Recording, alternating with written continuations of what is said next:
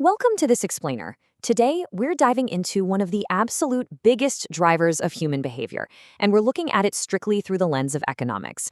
I'm talking about our endless, never-ending desires. We all want things, right? But how do we actually categorize this massive stream of wants?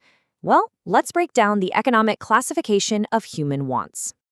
Now, in everyday conversation, you or I might just call a want a passing whim, like suddenly wanting a candy bar. But in economics, it's defined very strictly as a feeling of a lack of satisfaction. It's not just some passive thought, it's this active, recurring void that actually pushes you to take action to fix it. It is literally the engine that drives all economic activity. All right, let's jump right into our first major category: the payment factor, economic versus non-economic wants. So, the most obvious dividing line in our day-to-day lives is, well, money.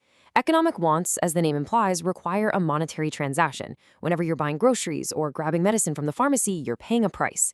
But contrast that with non-economic wants. These are satisfied completely without handing over a single cent, like just stepping outside to feel the sunshine on your face or taking a deep breath of fresh air. Both of these totally satisfy a human desire, but only one of them actually requires you to open your wallet.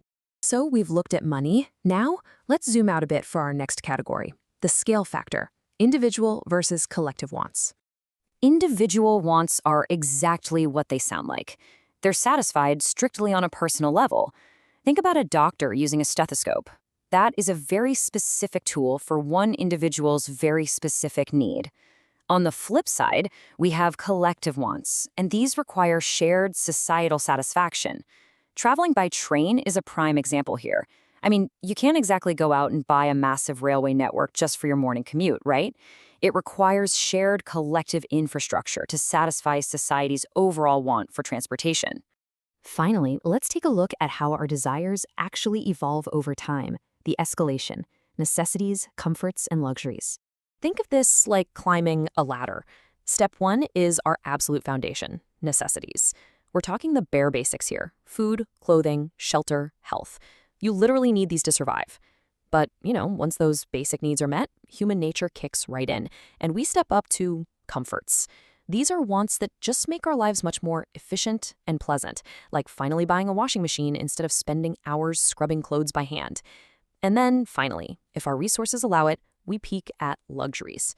These are the wants meant purely for pleasure and status, like skipping the standard sedan and buying a high-end luxury AC car. It's the ultimate escalation. It really is a fascinating way to map out human ambition, isn't it? From wanting completely free sunshine to wanting a luxury car. So I'll leave you with this one thought to chew on as you analyze your own economic choices today. As you go about your routine, which category is truly driving your wants?